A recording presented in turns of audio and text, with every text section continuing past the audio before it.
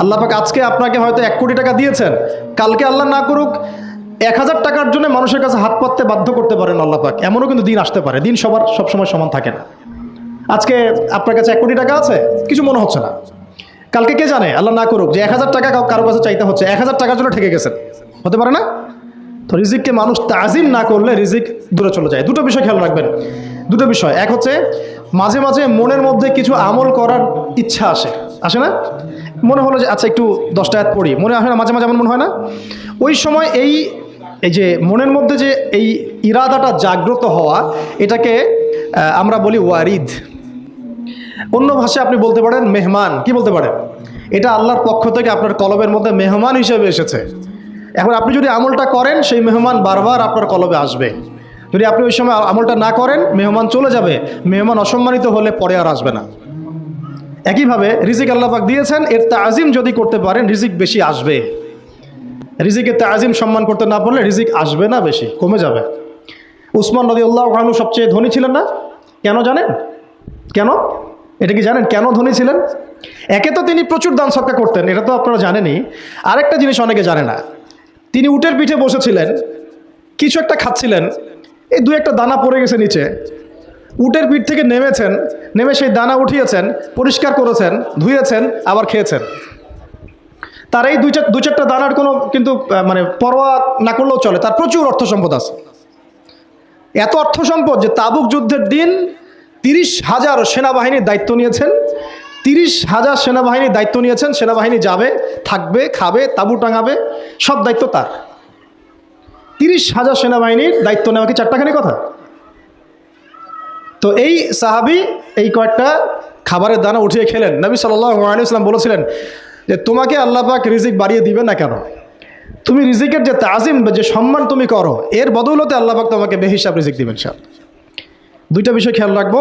আমলের মেহমান হৃদয়ের মধ্যে আসলে তাকে ফিরায় না দেওয়া, তাহলে সেই মেহমান কিন্তু আর আসবে না। মেহমানকে মূল্যায়ন করলে মেহমান বারবার আসবে ইনশাআল্লাহ। আর রিজিকের তাজিম না করলে রিজিক কিন্তু আপনার ঘরে বেশি বেশি আসবে না।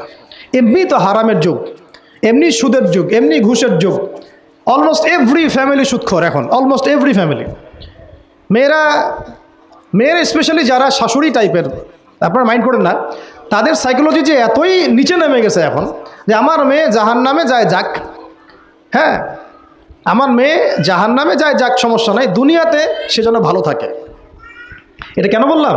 একটা সুদখোরের ঘরে তুলে দিতে সে দ্বিধাবোধ করতেছে না, একটা দুর্নীতিবাজের ঘরে তুলে দিতে দ্বিধাবোধ করতেছে না, একটা ঘুষখোরের ঘরে তুলতে দ্বিধাবোধ করতেছে না, হ্যাঁ একটা মানে কি বলবো মাদকসেবী, ড্রাগ এডিক্টেড বা এই যে আর কি বলবো ফাসেক জালেম, এই ধরনের ঘরে উঠাই দিতেও সে দ্বিধাবোধ করছে না। 5তলা বাড়ি চাই আমার, আর কি আমার মেয়ে 5তলা বাড়ি থেকে সুখে থাকবে। এই যে সুখের ডেফিনেশন এখানে দিয়েছেন আপনারা।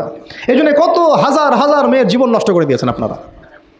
আমার কথা মাইন্ড করে না, হাজার হাজার মেয়ের জীবন মায়েরা নষ্ট করে দিয়েছে শুধুমাত্র মেয়েদের দুনিয়াবী সুখ এর সংজ্ঞাটা বুঝতে ভুল করার কারণে। এর নাম যদি সুখী হইতো তাহলে অমুসলিমরা সুখী না কেন? পশ্চিমারা সুখী না কেন? ওরা আত্মহত্যা করে কেন? এইভাবে মেয়েদের জীবন নষ্ট করেছেন। অথচ অল্প যদি হালাল রিজিকও হতো, আল্লাহ পাক তাকে বরকত দিতেন, সুখে থাকতো। তা আল্লাহ পাক আপনাদেরকে রিজিকের মূল্য বোঝার, তাজিম করার তৌফিক দান করেন, আমিন। তো অনেক ভিতরে ভিতরে চলে যাচ্ছে আমি, সময় আমাদের হাতে আরও শর্ট হয়ে আসতেছে। তো এখানে একটা কথা বলে দিব যে রিজিকের প্রসঙ্গ যেহেতু আসছে, যে হালাল খেতে হবে আমাদেরকে, হারামের দ্বারস্থ হওয়া যাবে না।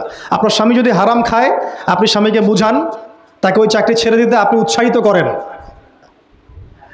আমি আপনাদেরকে একটা অনেস্টির সাথে একটা কথা বলি, যত এই যে প্রশাসনে যত ঘুষখোর আছে, ঠিক আছে, যত দুর্নীতিবাজ আছে, যত মাদকসেবী আছে, মাদকের ব্যবসায়ী আছে, যত সুদখোর আছে, এরা সবাই কেন এই খারাপ কাজগুলো করে জানেন? তার স্ত্রীকে ভালো রাখার জন্যে, তার মাকে ভালো রাখার জন্যে, তার সন্তানদেরকে ভালো রাখার জন্য। তাহলে স্ত্রী হিসেবে, সন্তান হিসেবে, মেয়ে হিসেবে আপনি বলবেন যে আমাদের এইসব ভালোর দরকার নাই আব্বু,